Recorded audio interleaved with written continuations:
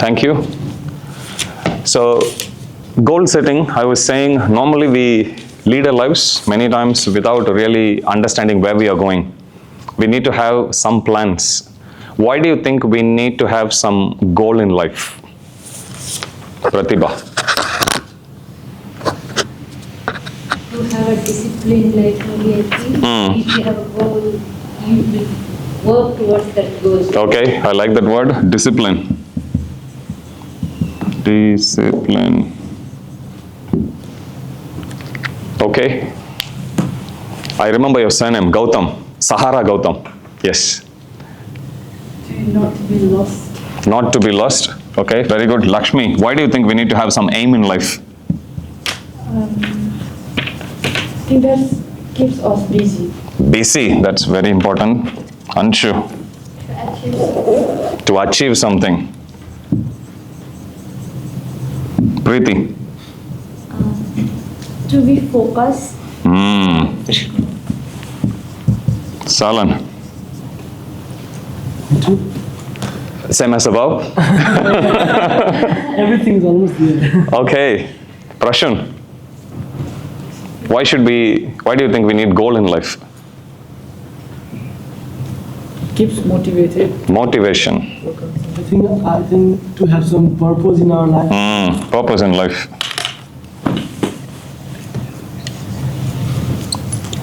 When you have a certain goal in life, it brings a certain kind of empowerment. It helps us to stay focused.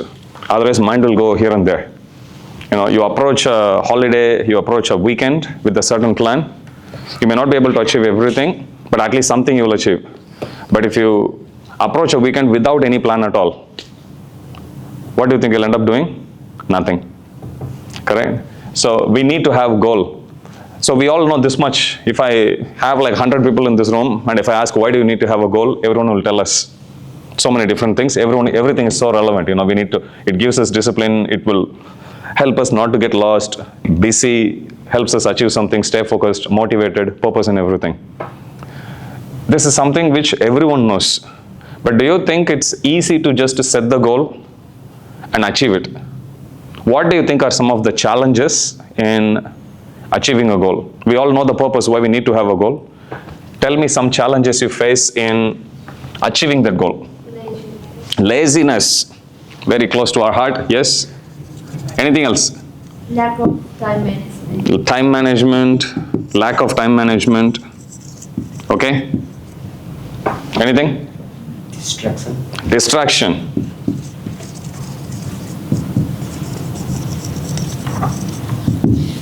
Sometimes you are too busy, you just forget your goal. That's very important. We forget about the goal completely. Seriously, we forget about it, right? Sometimes you are so busy, you forget eating. You forget sleeping, sometimes even. Doesn't happen so much because of busyness. Sometimes you watch a movie, match or something like that, you forget your sleep. Happens. You forget about it completely. People usually, they say before end of the year, they'll always think about a New Year resolution. And if they're lucky, they'll remember for 2 days. Maximum. Even remembering, that's how much they remember. Okay, so it's very easy. And pretty much like, you lose purpose very soon, you lose motivation so soon. Sometimes, it'll always be at the back of your mind. But the day-to-day things are so voluminous that they keep you busy all the time, that you can't really go towards where you want to achieve. I asked you where you were working. If I throw this question to you, that how many of you are really working in a field, in a role of your choice? Okay, I see only 2 hands going up. Usually, reality is like almost there. Even if we end up going to a good company, you may not get the role that you like. Or if you get a proper role, you may not actually have the same company. Even if you have both, it may not give you the pay that you like. You understand? There will always be something which is lacking very easily. Now, in order for us to really go towards a position where we can lead a life in exact same way as what we like, we cannot just go with the flow. We need to make plans for it. We need to strive hard for it. We can't just keep ourselves busy with just the day-to-day affairs. Does that make sense? Day-to-day affairs means, I applied for some job in Sikh. Whoever called me first, I'll just go and take, because you are pushed to do. You have mortgage, you have loans to pay, you have your bills to pay, could be whatever reason. Understand?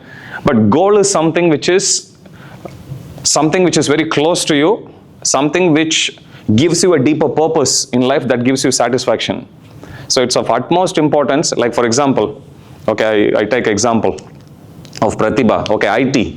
Let's say you want to become a senior network engineer or something. But if we are busy just doing our day-to-day affairs without spending time, without going through upskilling, certification, whatever, that will always remain as a distant dream. We'll never be able to go there. Does that make sense? So goal, if we keep it like there, then we need to actually chalk out a plan and make sure that we are treading along that path. Meeting the milestones along the way and eventually reach while simultaneously doing what we are doing. Unfortunately, we are not born with a silver spoon, meaning, we are not born with super high wealth or so much influence, so many opportunities or anything like that. You need to work towards that. Okay, so life will always be like that. You'll always have to travel in kind of two rails. Whole thing is about, despite having that challenge of having to do the balancing act, how are you still going and achieving what you want to achieve in life? Okay, I read a book I was talking about last time, which I was gifted by my temple president in 2008.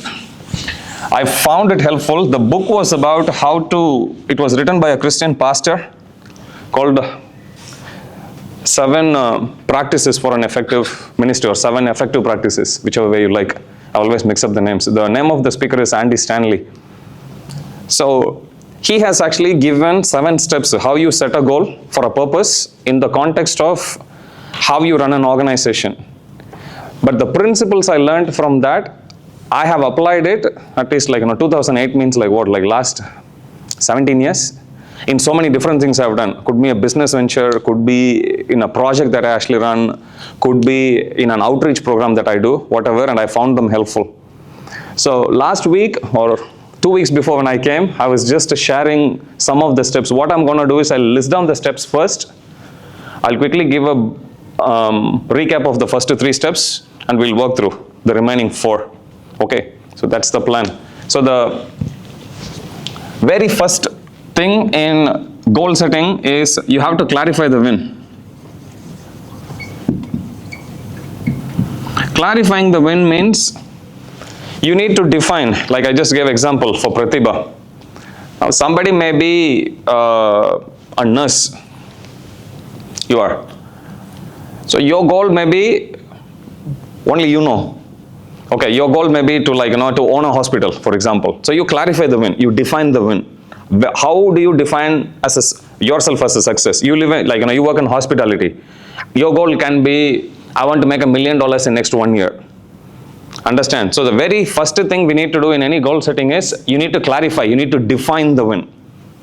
Okay, what do you call as a goal? You need to define the goal. Okay, for a cricketer, for example, their goal can be, okay, winning matches. Their goal can be to break a world record. Their goal can be to get some big endorsements, for example, so they can increase their net worth. Could be anything. But first step is always to clarify the win. You define the win. How do you call, or what do you call yourself as a success? For some, they may be defined in terms of their roles. For some, it may be in terms of monetary benefits. For some, it may be just, I don't mind working as anything, but I want to work for that role, that company.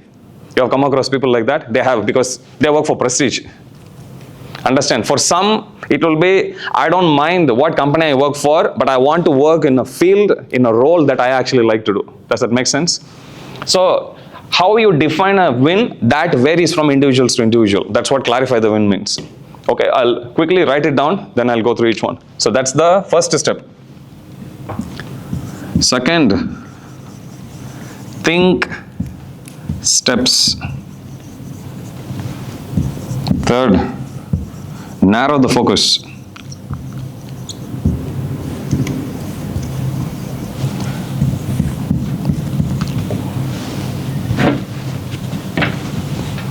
Fourth,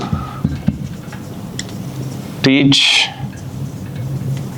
less for more.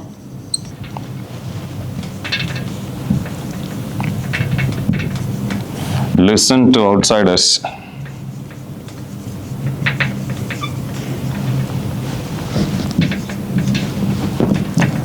Replace yourself.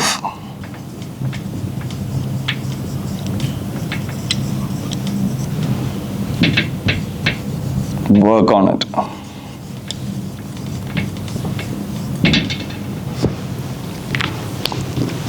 So first step is you clarify the win. Second is steps. Steps means you set a goal which is like something you can achieve in another 2 years time. But many times when the journey is like too long or something you can't really foresee that those many years further down, the whole task will be so enormous, so overwhelming that what do you do usually? You forget about it and you move on, correct? You just like duck down and you think like, no, it's just too much for me, we can't. First you clarify the win. Second is you define the milestones along the way. Okay, I have to reach there. But in order to reach there, what am I going to do? I'm going to go from point A to B, to C, to D, to E. We were discussing about two things there. There is aim and there is objective.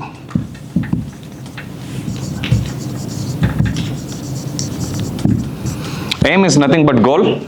Normally, like what you want to do.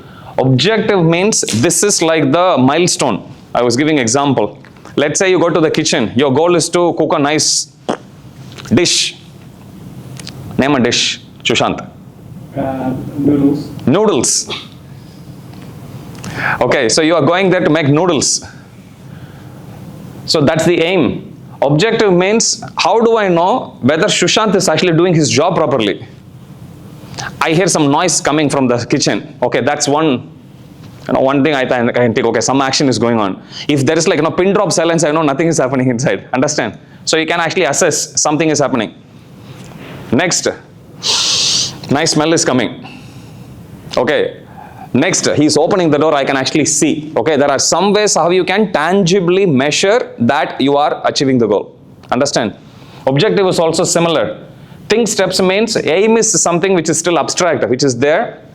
But objective means what are the milestones you are going to keep with which you can tangibly understand, yes, I'm actually going there. Does it make sense? That's what think steps means. You first chalk out the path, but then you along the way you just come up with some milestones. And then you know, yes, I have met one step now. Okay, next step now, so on and so forth. I was giving an example. If you want to become some senior network engineer, you may need to get, let's say, 5 certifications. 1 certifications, okay, big tick, yes. Another 4 more. And then another 2 more, 3 more, 5 more. Go on and so on and so forth. Okay, so that's what think steps means. Third is narrow the focus. I was giving example of Tom and Jerry. You know, you have watched the cartoon, Tom and Jerry. How many of you have watched cartoon, Tom and Jerry? Good. Those of you who haven't, you haven't watched Tom and Jerry? Okay, otherwise I was going to say you wasted your life. So, Tom and Jerry. Tom is the cat and Jerry is the rat. Tom always chases Jerry. Who wins the race almost all the time? Or actually all the time? Is it Jerry or Tom? Jerry. Cat or the rat? Rat. Rat. Jerry wins. Why does Jerry win and not Tom all the time? It's because Tom just runs for food, Jerry runs for life. Normally when you are running to save your life, do you think you can jump up that high? You can't. But if I let loose a snake here, you will surprise yourself, correct? You will jump up. Normally we push ourselves when the challenge is actually like, such a big thing. Understand? Then we'll rise to the occasion. So, narrow the focus means we need to, after you think the steps, these are the steps that I'm actually going to take to reach there. Now you have to focus on the first step. Then the second one. Then third one. Then fourth one. One of my teachers once asked me a question. You know, African elephants, big gigantic animals, right? And you put like 1 ton of grass right in front. So he asked me this question, how does an elephant eat a ton of grass? If I ask you that, what do you say? Well, with its mouth. I said it intelligently. He said like, that's okay, tell me more. I didn't have an answer. Then he said 1 bite at a time. Understand? You have something very big, But you have to work your way through that very, very slowly. Many times, if you see the path that you want to actually take, you will have some light, but you can't really see through fully. Because of that, you'll be scared to take that risk. Have you come across that situation in lives? In many things, could be our academics, could be relationships, could be careers, so many things. So narrow the focus means after you define this is what is actually the path that I have to take, then you narrow the focus to the step in hand. Step 1, going to the example of cooking. Just to focus on first heating up the tawa. That's your first step. But if you are too busy just chopping, which is the second step, or some step that needs to happen, even if when your cooking utensil starts to burn, you think like, no, this is very important. If you are too busy here, you will screw up on the utensil there. Understand? So whatever you do, you need to narrow the focus. So that's what we were discussing. I was giving the example of Zen monk. There is a famous story of one monk tells to his disciple, giving him a lantern. You know a lantern? He gives him a lantern and he says, you scale the distance between this hill where we are living to that hill. And he gives him a lantern in the evening. And this lantern is bright, but not so bright enough that it can illuminate the whole path. When he lifted, he could just see light for 10 feet. So he tells to his master, how can I do this? Then the master asks him, with this lantern, how far do you think you can measure? He says 10 feet. He says, at least start with that. Let us see. So then he held the lantern, starts to measure the first 10 feet. Guess what happens now? The light goes further 10 feet more. And then he measures another 10 feet. And as he keeps moving, light also keeps moving. Understand? Many times our mind says that you wait until you get inspiration fully, and then you can perform very nice. How many of your mind cheats you like that? Understand, that's not how life works. Inspiration is something that you get as you start to act. Inspiration is not a passive thing. Okay, you can sometimes sit and think, let me come up with the world's most brilliant idea, but that's not when you get the most brilliant idea. How many of you get brilliant idea when you are sleeping? How many of you get a brilliant idea when you're just sitting and doing nothing? You never, almost never. You get brilliant ideas only when you start to do your usual routine of things, usual chores. Suddenly you think like, hey, you know what? Actually, we can do this. Your thoughts evolve like that. Because that's when your intelligence works at its peak, at its prime. Understand? So, narrow the focus means that you take one tiny small step and then work towards that. I was quoting Arnold Schwarzenegger. He said famously, if you want to become good in something, just spend 1 hour in it every day. Every day. And then he says, do you know what it means?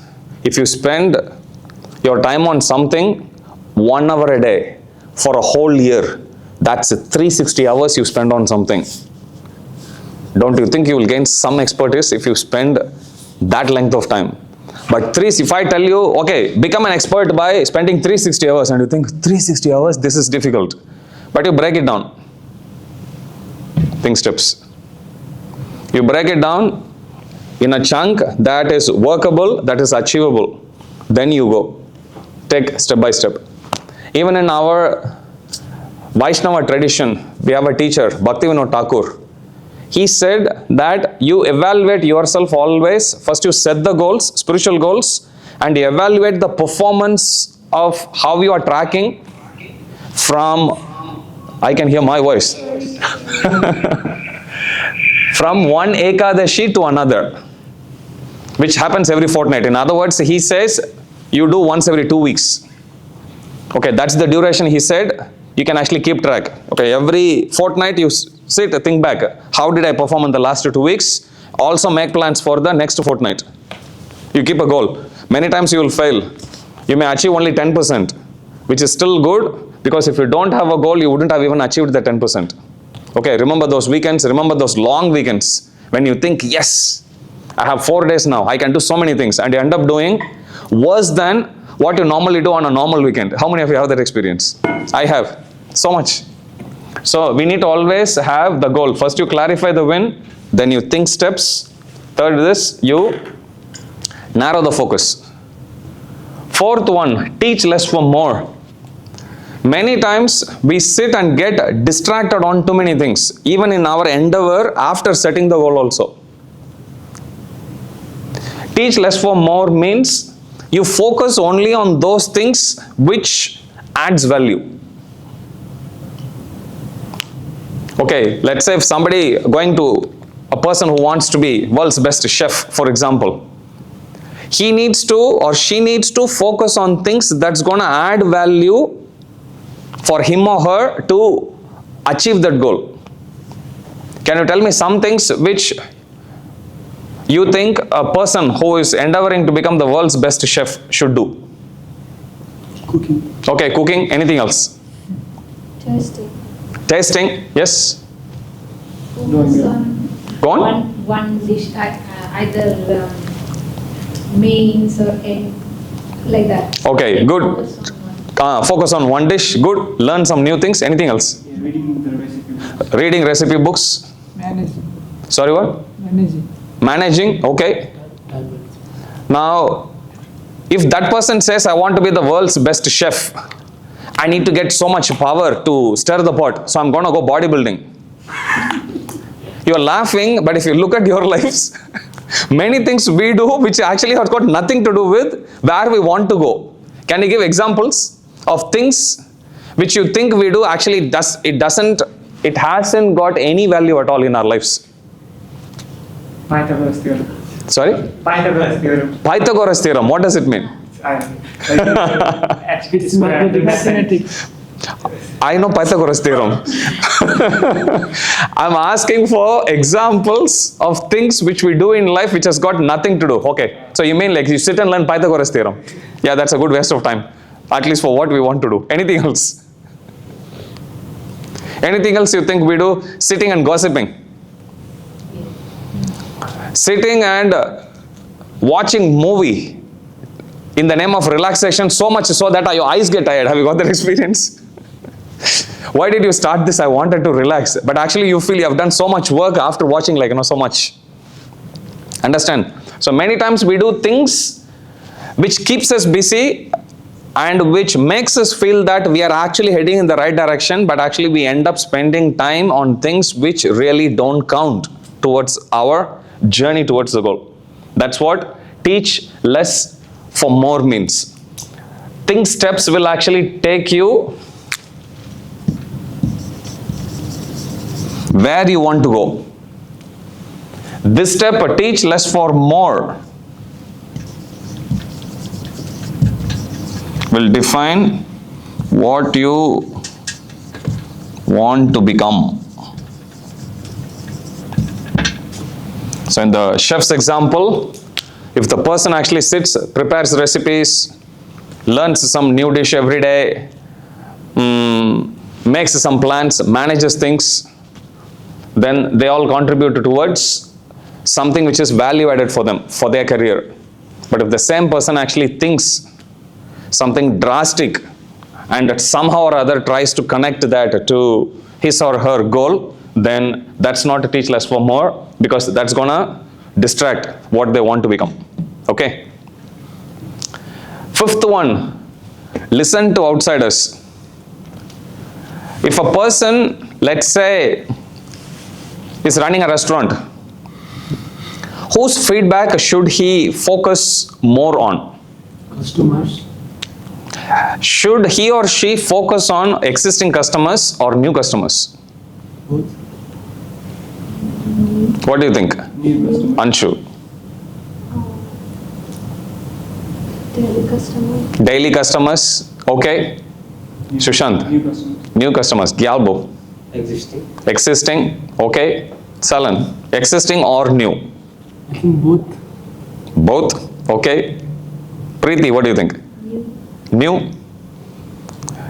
Sahara, Existing. existing. Both, who said both? Both are needed, but between the two, normally There is a tendency to just sit in one's own comfort zone and they think I already have a set of customers, I'll just focus only on them. Come in. And there is the tendency that I'll just focus only on those set of customers. What are the pros and cons in just focusing on the existing customers only? Preeti or Pratibha? There is no growth outside, like. Good point. There is no growth. You'll be stuck with just the same set. Anything else? No any new feedback. No any new feedback. Same people has come. You somehow or other, you suddenly feel you are accountable only for this set of people. And it may not even suit your goal. Your goal may be something else. You want to take the restaurant to a certain level, but because you are stuck with the same set of people, you are gone. Understand? There is no scope for growth. There you cannot actually expand. You have just explored only tiny part. And there may be a huge opportunity that's waiting out there. Now let's say, on the converse, if you focus only on new customers, what's the pros and cons there? What's the advantage, by the way? What's the advantage of focusing on existing customers? You learn new taste of customers. If I focus only on the existing customers, We can build up more expertise in certain, like, you say we will be stuck on some, like only on some dishes, but we may gain some expertise on certain dishes. why do people usually stick to existing customers only? Loyal. No? They are loyal. Louder. Loyal. Loyal. Loyal? Loyal. Oh, loyal. Okay. Okay, loyal. Because everyone wants to sit in their comfort zone. They don't need to do much work. All they have to do is just to focus on them. Understand? It's like risk-wise, it's much less risk. But no guts, no glory. Unless somebody explores something new, you're not going to gain anything substantial in life. Does that make sense? If you just stuck with your loyal customers. They are important. Definitely there is an advantage. They give you minimum guarantee for your business. But if you want to actually go beyond, then you have to step outside and see. Conversely, if somebody focuses only on new customers, what are the pros and cons? What is the advantage? They may refer their friends. Yes, they may get their friends. You will get like a new customer base. Good. Yeah, you can get the new feedback. Like. You can get new feedback. You can explore new things and other things. What's the drawback in that? You may lose the existing customer. You may lose the existing customer. That's one thing. Second, you have already got something which is tried and tested. Understand? Risk-wise, do you think there is a risk there? Yeah, because you already have something. If you focus too much on them, ignoring them, then it can put your whole business at risk. Understand? Listen to outsiders means that you need to actually maintain the balance. First you clarify the win. You define how you want your win to be. But you can't be just stuck with only your comfort zone. Listen to outsiders here refers to you need to be reaching out outside, basically. Here, how is this one relevant to your goal? Normally, your mind would actually say, just to take the least resistance path. If you come from India, Nepal, any other nationality here from? We are from there. Normally, we are actually taught, study well, continue. What else are we taught? If you study well, what will you get? Find a job. Good job, yes. Good house. Good house, yes. Become a doctor, you'll have a lot of prestige. Understand, you can earn a lot. If you are a doctor, you will have multiple income. So there is a certain way how we are groomed, right from childhood days. Understand? That's not bad, that's not wrong. Compared to where the previous generation was, it was a big achievement at that point of time. Understand? Now, we don't need to be limiting ourselves just to that. From where we are, we can actually take the next step forward. But still, take the wisdom from them. Understand? The whole idea of them giving us that advice is, don't put your life so much at risk in the name of trying out new things. So you still take the wisdom from that, which is, have some minimum balance. You don't want to be a pauper, but at the same time, you don't need to limit yourself just to doing only that much. So listen to outsiders here refers to, don't just be stuck in your comfort zone, just because it's easy to do. There are already so many people who are doing it, we can do something more. Now, how much more, that depends on individual to individual. Today morning I was reading Bhagavata Puran. So the speaker of Bhagavata Puran, he says, the glories of God is so big, so much. His name is Sutta Goswami. He says, the glories of God is so much, and I'm just a tiny soul. How much can I glorify? Still I will attempt to glorify as much as a bird would actually try to scale as much as possible the vastness of the sky. Sky is very vast, but that doesn't stop a tiny bird from flying. The tiny bird is not trying to scale the sky on its entirety, but it's trying to its capacity. Understand? To that extent, this devotee says, I will also glorify Krishna. Same way, listen to outsiders here refers to, we don't have to be stuck in our comfort zone.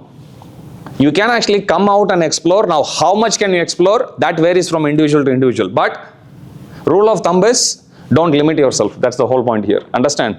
You set out and then you see where it goes. All the while, balancing these two. If you watch cricket, this is one dilemma which every batsman goes through, correct? Should I go and slog every ball, attempt to hit it out of the park, or should I just play defense? Is there a risk involved? Yes. If they play too much defense, then they will end up eating a lot of balls. The strike rate will actually go low. But if they keep on slogging every ball, then the chances are there that they'll lose their wicket. And if they keep doing it too often, they'll be out of the team also. Understand? Where do you balance? Every point in life, if you see, everyone is faced with the same dilemma. Should I actually, if I have more money, I have a mortgage, should I pay off the mortgage soon? Or should I just pay just enough and then whatever I have more, should I invest that in some other property again? Does it make sense? Or should I actually take this job which looks relatively easy even though it's paying me less? Or should I go for another job that actually pays me more but it looks like it's gonna be very odd hours that I have to work for? Every stage in life, every step in life, you'll always be faced with the dilemma.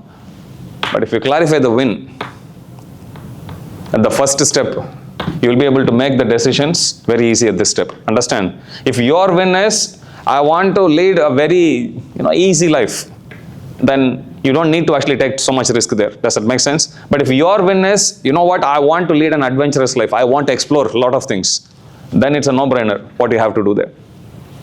Understand? So listen to outsiders means don't be stuck in your comfort zone, just to come out and evolve. Evolve yourself as a human being, evolve yourself as a professional, evolve yourself as a whatever that you are, in your life. Husband, wife, father, mother, son, daughter. Okay, in whatever roles that you don. Sixth one, replace yourself.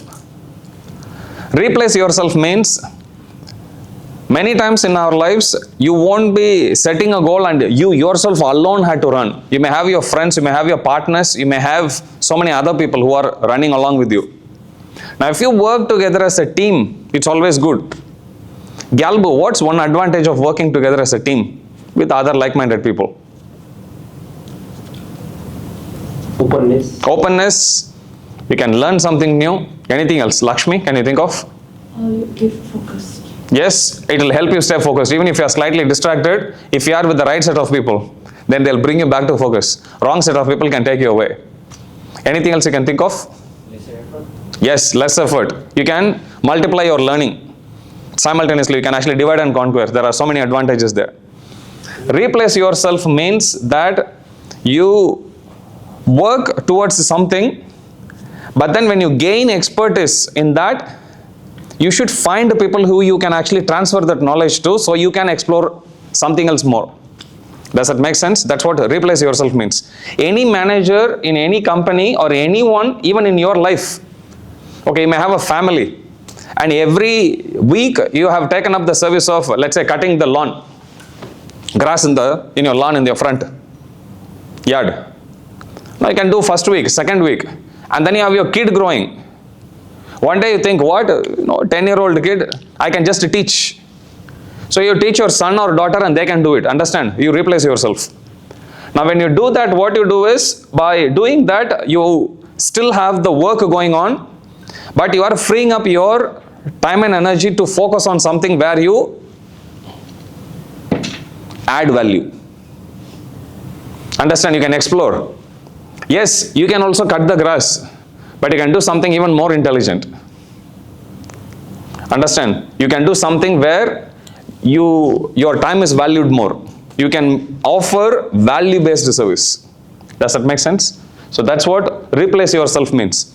We should never think, okay, I have met my territory, I'm the king or I'm the queen, I'm just going to be stuck with this forever, rest of my life. You may be an entrepreneur, you may be working in an organization as a team lead, or you may even own a company. It's always good to have 2IC, second in charge. You train people, you groom up the second level of leadership.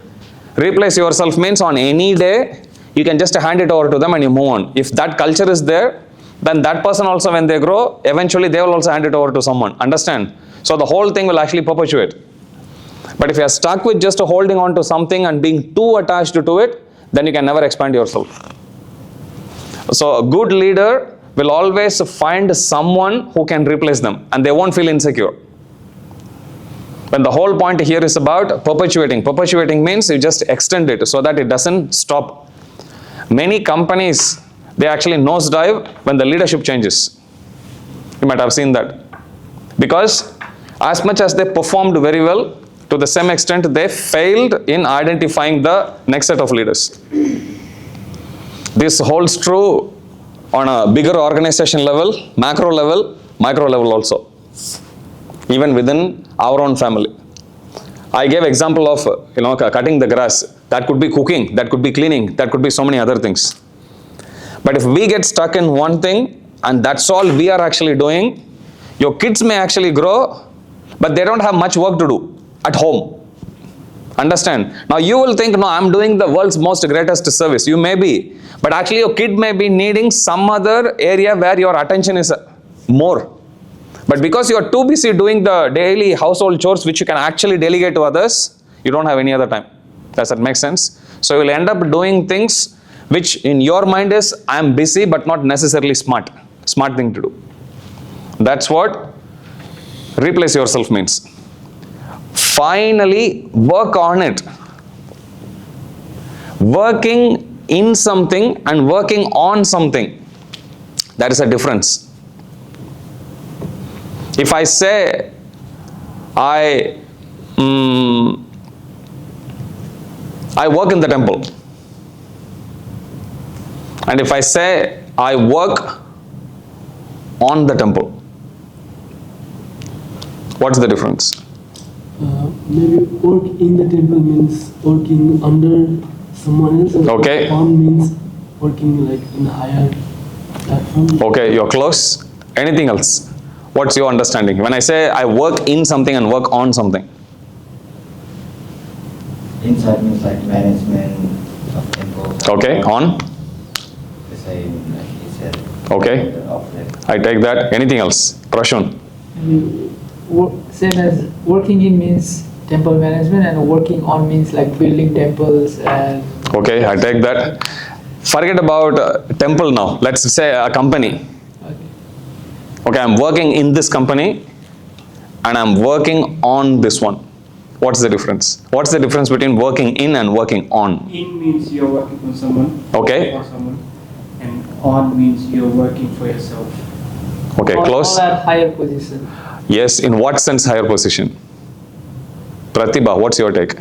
What's the difference between working in something and working on something?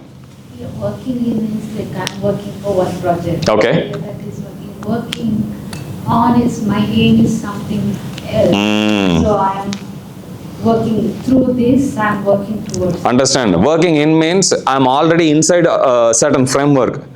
Okay, I'm just working in this. Working on means you are working on improving something. There is some other longer term goal. That's what it means. Understand? Work on it means, that's what it means. You always look at working on improving yourself. That's what it means. Understand? Whereas working in means there's already an existing structure, existing framework. I'm just a part of one tiny cogwheel in this big proverbial work machine. I'm just a tiny part. That's working in it. Working on it means I take a step out and I look at how I can improve this whole machine. That's what it means. Working on it means. Okay, I'm working on building my body. I'm working on expanding this project. I'm working on improve my skills. Understand? That's working on it means. This is where there is going to be a constant growth. Because the goal that you set out at the first step can actually evolve over a period of time. How many of you think when you came to Australia, you had a certain thought process in mind? When I go to Australia, this is how it's going to be. See, we're all laughing. One devotee told me, if you really want to make Krishna laugh, just go in front of him and tell him about your plans. He'll have a very good laugh. Because he knows none of that is going to happen. Okay, so before we came here, we had a certain goal, certain idea how things are going to be, correct? How many of you think it drastically changed after coming here? Almost for all of us, correct? So, goals do evolve. From where we are standing, we think, okay, this is the one. That's why I gave example, for the previous generation, for them, if you can pass in your exam, if you can pass with a distinction, if you can get a job, 9-to-5 job, and if you are well placed, married, for them that's the greatest success. Now for us, it's not like we are rejecting all of that. It is still good. How many of you think you will be satisfied just doing that, achieving that much in life? You can be honest. No, because we have evolved, understand? Because we think, how many of you think we are capable of doing something even more than that? We may not know what we are capable of, but at least we know intuitively there is something more we can do. Does that make sense? Working on it means, that's what it means. Initially you set out a goal and you do, but then along the way you will see something is actually evolving. Technology improves.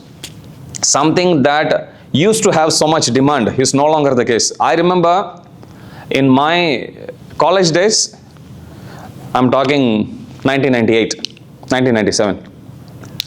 At that time, whoever scores high, they'll always go and take computer science and engineering. And then there is like a college, I come from South India, Tamil Nadu. Then IT college, it just opened like mushrooms everywhere. So much so that by the time I came to year 4, people who are really at the top, they were thinking, I need to look at something else other than IT. And in my time, people will try first computer science and engineering. If they can't get, then they'll go electronics and communication engineering, ECE. If they can't get that, then they'll go electrical. We call it EEE. If they can't get that, they will go to mechanical. If they can't get any of this in this priority, in this order, then they'll end up going civil. You fast forward, after 7-8 years later, the whole trend changed. And at one point, I was actually asking, so which is right at the top or which is right at the bottom? They said IT has gone all the way to the bottom because they have saturated the market so much. Other disciplines have come up. Same here also in Australia. When I actually came here, when I asked what they see as something which is really good. In my days, if you can't get into engineering, you will end up becoming a lawyer. Here, if you go in Australia, lawyer is something like the cream of the people who actually pass out of their year 12, they'll actually go and take. Only the cream will get there. Here it is something very prestigious. In India, you become a lawyer when you can't get into anything. It's like that. That's how it used to be. Understand? Things change. So things evolve, things change. You work towards it. Some things actually keep changing. As they say, nothing but change is constant in this world. Nothing else. Everything keeps on changing at one point or the other. Only thing that won't change is change itself. Okay, so this is how we actually set the goal. First we clarify the win. You define what you want to actually achieve. And that clarifying the win, that definition of win can vary from person to person. Okay, for some, winning means I just want to settle in this country because that's a big thing for me. And for some, it will be like, I want to just get a 9-to-5 job. And for some, it will be, I want to be an entrepreneur. And for some, it will be, I want to go from here to US. I had some friends who did that. Okay, so So you define, you clarify your win. Second, after you clarify your win, you think steps. What are the small steps that I have to take? And you have to evaluate it. You have to think about it. That's what working on it means. A part of working on it is to celebrate the win. You look at it. We used to do. How many of you have heard what a SWOT means? It's called SWOT analysis: strength, weakness, opportunity, threat.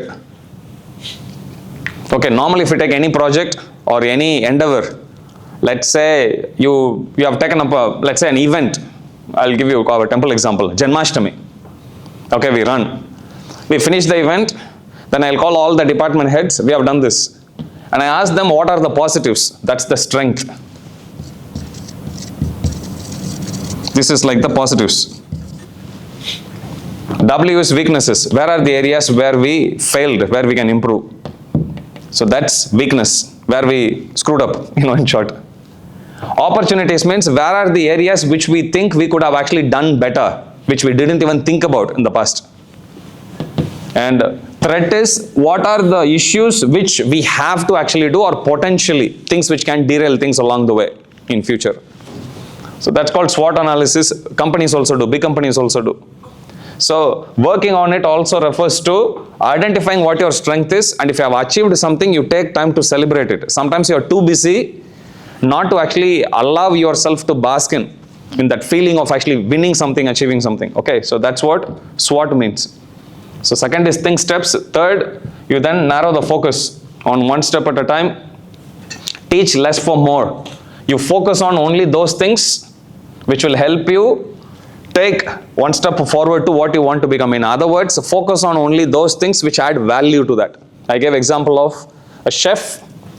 They should not be distracting themselves by doing bodybuilding, thinking that I will use that skill to stir the pot. You don't need to be a bodybuilder for that. But our mind cheats us like that. Okay, so focus on things which will add value.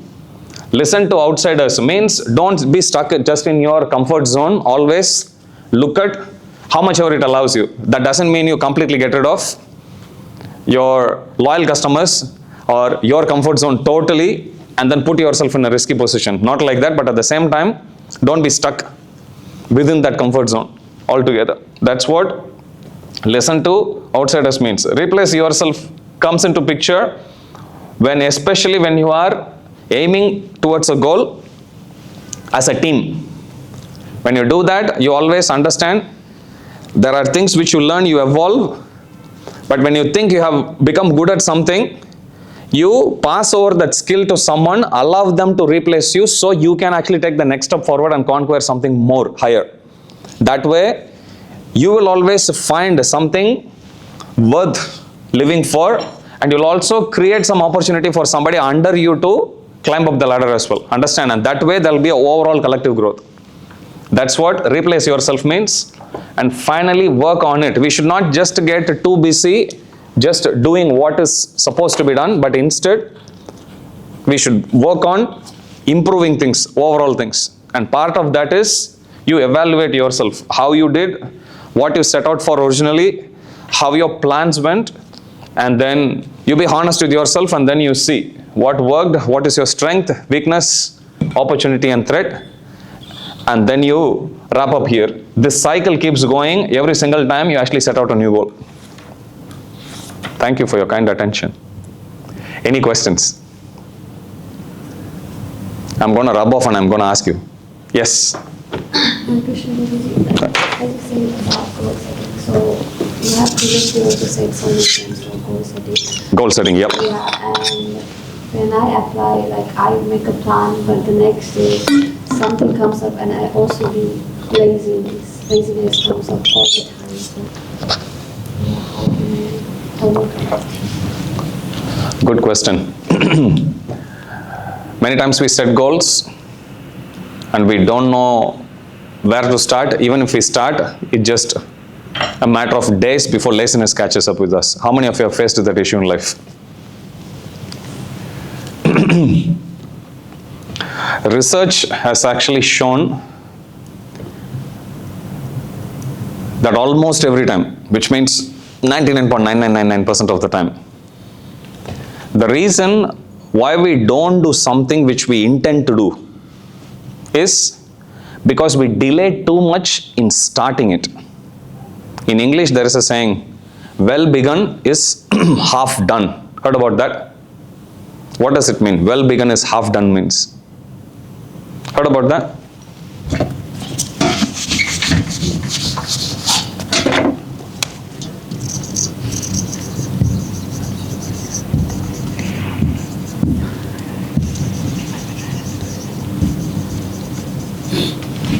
Well begun is half done. Who can tell me the meaning of this? Preeti. Okay, Pratibha. Your mind is already set to do some job. It is like you are halfway win. Okay. Can you take it a little further? Is it only the mind thinking only or actually doing it? Yeah, like if you think, then like simultaneously you start working on it. Yeah. Okay, that's what it means. I'll give you a cricket example. Okay, if the opponent in a 2020 cricket, for example, they scored like what, I don't know what range they hit now, 250 runs in 20 overs. And in the very first over, the opening batsman hit 6 sixes. And if you are supporting the chasing team, you will sit relaxed, right? Yes, they started it well. Understand? Well begun is half done means, yeah, they have already started it on time and they have started it with the bang. Yes, it's almost like, we feel like as if we already crossed the goal. Halfway through there. Understand? That's what well begun is half done means. Does that make sense? Many times we set a goal and we don't start. We postpone. We don't know when to start, and it builds up every single day. On one half of our mind will keep telling, you have this goal, you have to do this, you have to do this. That itself will start eating. And you also know time is ticking. And you also know, my enthusiasm, I know I have to do this. I will do this. I'll do this. But we don't do it. So well begun is half done means research has actually proven that the biggest issue which people face when it comes to setting goals and failing to achieve, the reason for that is not so much because the goal is so big. It's not so much that the time it takes to achieve the goal is gonna be very long. It's simply because they delay too long in taking the very first step. Understand? So if in the first over one guy comes, 250 runs they have to chase. If first over becomes maiden, what do you think? I don't think so. This is gonna go nowhere. Or even worse, in first over 3 wickets fall. I was just thinking about that. You know what happens? God knows of this is also true. Anything which is not well begun, it's almost like, as good as already failed. That's what it means. Understand? So most important thing is you set a goal, you have to start the very first thing. I was going to talk about this in next Friday, but I'll tell you there's one,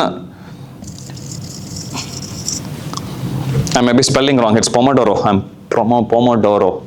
Yeah, it's either D-R-O or D-O-R-O, doesn't matter. So this is one technique in time management. Pomodoro, it sounds very lofty. It simply means tomato, I think in Italian. And the reason why it's called tomato is the person who actually came up with this technique, he used a timer, which is a clock, and the clock looked like a tomato. So he named it as Pomodoro technique.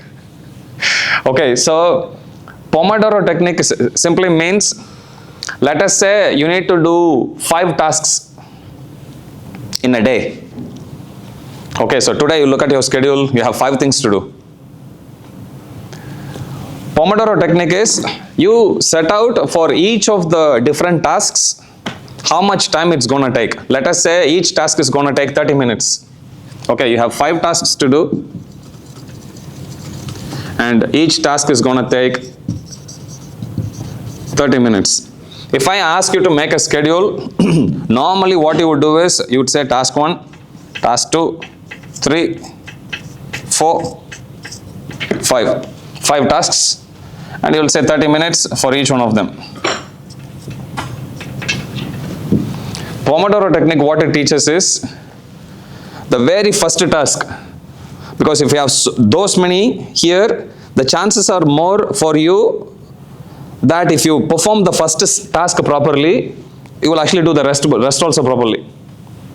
But in order for you to do the first task as 30 minutes, you will have a mental block. I have to sit in one place and do for 30 minutes. So what, no, you may think normally. So what it teaches is, instead of going for T1 as one single block, you divide it into two. Let's say TA and TB, for example. And the very first one, you keep it only for 5 minutes. And the second one is remaining 25 minutes. I'll give you an example. Let us say you need to make an assignment. 5 assignments you have to complete. And you think, 5 assignments. And the very first assignment is going to take 30 minutes. 30 minutes. You feel so scared that, what do? You watch television or you watch something on YouTube. How many of you have done that one? I don't know where to start. Exam is so difficult. Okay, let me check out YouTube. Excuse me.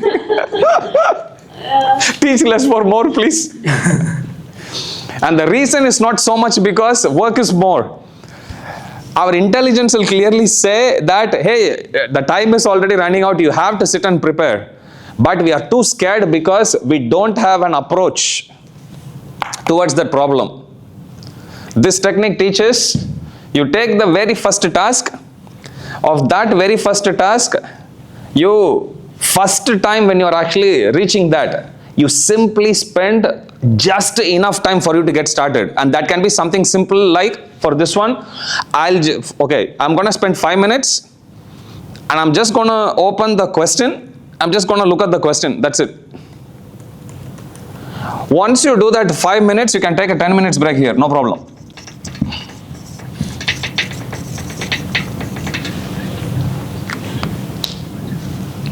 Mind works very cooperatively if you break down the task into smaller chunks. The more you break it down into smaller chunks, better it is for the mind. The more you treat it as one big blob, more you are going to lose control. Mind will reject. Mind can do only 2 things. It's called a sankalpa and vikalpa. Sankalpa means it will accept, vikalpa means it will reject. Okay, you have to go to college, it's so cold, it will start to complain straight away. Is there one thing the mind doesn't complain about? Go and sleep, I have to brush my teeth, I have to roll this. What do you want me to do, man? Come on. It will say. But same mind, you simply say, all right, let's first brush the teeth. Just brush the teeth, it's okay. You go.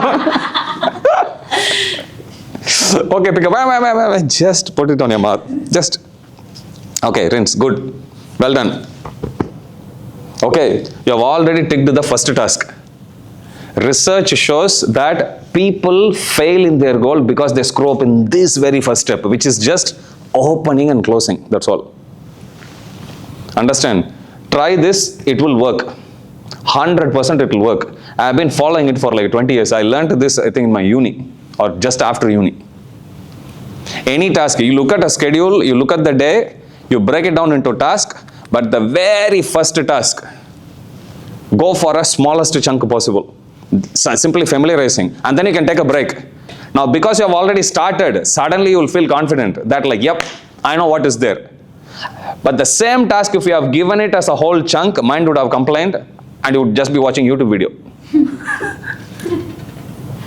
Now, I gave you example for your, let's say, daily calendar. Same thing you can actually do even with your whole weekend, long weekend, for example. It can go across days. But the whole idea here is you take whatever work that you have as a series of tasks. And each one, when I said 5 tasks, it doesn't necessarily have to be 5 separate tasks. These 5 tasks can be related also. Let us say I'm cooking a feast. 5-course meal I'm making. I have to do this and then that. No. Just go open the fridge and see what is there. That's the very first one. Trust me, if you do that, everything else will become easy, because we are not incapable of doing things. Our biggest issue is First going from dead weight to the first gear, that's where the maximum effort is taken. Once you go there, you will naturally do. Understand? That's what research, in fact, that's how this whole technique came to be. Pomodoro. Any other question? Clear? Yes. I have a question regarding sadhana. So sometimes like we waste our time in some unnecessary things, and sometimes it's hard to get up and we sleep for a long time, and there is a guilt like what will Krishna think? Krishna doesn't like me being lazy, sleeping and wasting time. So there is always a guilt for me every day when I don't get up in the morning, and I feel like Krishna doesn't like me.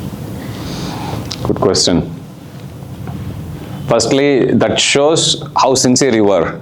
Because usually people don't even think about Krishna. You know, Krishna doesn't like, don't like, I have my mortgage to pay. Who cares about Krishna? You know, that's what people think. So, very fact that you are saying, I feel guilty means you are taking it seriously. But yes, there are always opportunities, there are always ways how things can be improved.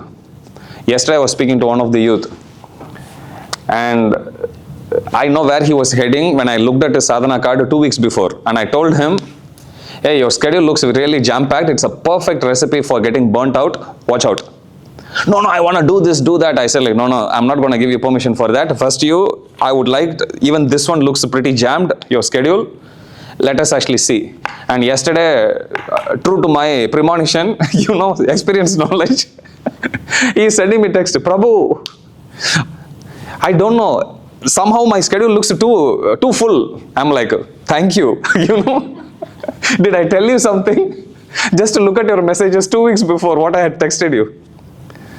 And then he looked at it and he said, somehow I'm finding it very hard to wake up early in the morning. I said, this is cold season, first of all. Secondly, general rule of thumb is, in winter you eat more and in summer you eat less. Why should we eat more in winter? More effort, they need more energy. Yeah, body needs more heat, you lose. So, normal food that you eat, it will digest soon. How many of you think, actually, you know what, somehow, I don't know what's happening with my body, I'm feeling hungry all the time. You feel it? That means your body is working normal. Understand, metabolism is going good. That's what it means. So, winter, you have to eat more. Summer, you can actually reduce. Okay, that's like the normal rule. So, I told him, he wanted to cut down on the food. I said, that's not going to work. The only thing that's going to work is, you have to go to bed early. And then he came up with the world's most brilliant idea. Okay, Prabhu, this, I'll sleep 6 hours. I said, then you will do sleepwalking for the whole day. That's not going to work either. 6 hours is not enough. 6 hours not enough? I said like, no, it's not enough. Maybe try 7 and then you see if you can reduce or just keep it at 7 for like, you know, your lifestyle, because you are anyway eating more. Definitely there's no point in cutting down on sleep. It's not going to work. So many times we keep unrealistic goals and then curse ourselves and then feel dejected and then feel guilty. No, take a step back and have achievable goals. When I said goal, think, steps and everything, I'm just telling you the principle. Understand, the detail will vary from person to person. Okay, for some person, I'll give you one example. Recently we had Prabhupada's servant, his name is Shrutakirti Prabhu. So one day, either Shrutakirti Prabhu or the Harishori Prabhu, one of the servants of Prabhupada. So one day he was massaging Prabhupada. And Prabhupada asked him, is your health okay? Because you look very weak. Because to massage, you have to massage hard. But I'm seeing, you know, your body is very weak. Then the devotee said, Prabhupada, I have read in your books that you said we have to cut down on our eating and sleeping. So I've cut down from 3 meals to 1 meal only. Then Prabhupada looks at him and he says, then how will you massage me? You know? So then Prabhupada says that you have to see based on your services. Understand? For some people, they may eat less and that is, they are okay with that. For some people, metabolism is strong, so they may eat more. The whole point here is not eating more or eating less. The whole point is about you eat how much ever you can digest, but don't overeat, don't undereat. That's the whole principle here. Understand? So then he asked Prabhupada, so Prabhupada, so should I actually eat properly? Prabhupada said, yes, otherwise how will you do the service? And then he says, then I gave up my austerity, then I went back to 3 meals a day. Okay, so many times we try to be a bit radical, going from one extreme to the other, that won't work. So if you struggle to actually wake up early, your body needs rest, which means you need to give more rest. And if you want to wake up early, then you have to go to bed early also. Trust me, waking up early is much easier than going to bed early. How many of you think? Very difficult, because mind is so active, right? It won't let you sleep that easy. So you need to push yourself. How I conquered that tendency was, I used to set alarm to go to bed first. And the alarm would say, sleep now, otherwise you can't get up early. I'm like, huh? It's scaring me. The alarm comes like that. Okay. Then immediately, like, go brush the teeth, lay the bed down, and then pray to Krishna, and then sleep. So you need to go to bed early. There is no other shortcut to it. Many times we want to be very efficient, so efficient that we are not able to achieve anything, because it's not sustainable model for us. Okay, so 6 hours is not enough. Not for all of you. You're all young. It's not going to be enough. You need to sleep at least like 7. And then you see, when age catches up, even if you want to sleep, you won't sleep. You will get up. Same way, cutting down food, you can't cut down food artificially either. Like, you have so much energy, so much passion, you are doing so much physical work, it's not going to help. So when you study spiritual books, you understand that is based on a certain lifestyle. For that, it will work. And you may not be in a position to do. 99% of the time, we are not in the position to do. You have to allow yourself to come gradually to that position. Does that make sense? So keep achievable goals, and you start with something very, very small. Like, small means, forget about, I want to wake up at 4 o'clock. If it doesn't work, and your work, your life situation may not let you to go to bed at 9 o'clock. It may let you to go to bed only at 10. Fine. Then keep an achievable goal. Okay, I'll wake up every day at 5:30 latest. That's achievable. Krishna will be happy. Even if you wake up at 5:30, that's okay. But most important thing is, you don't want to just run here trying to achieve too many things. That's the first lesson my course coordinator actually taught me when I came to Australia. First semester I took 4 subjects, 3 of them very tough. Then he looked at it and he says, you are taking too many challenges at the same time. You better reduce it and then you handle it. This country is new, education system is new. I took his advice. And I changed one of the subject actually to something which is manageable, which doesn't need that much effort.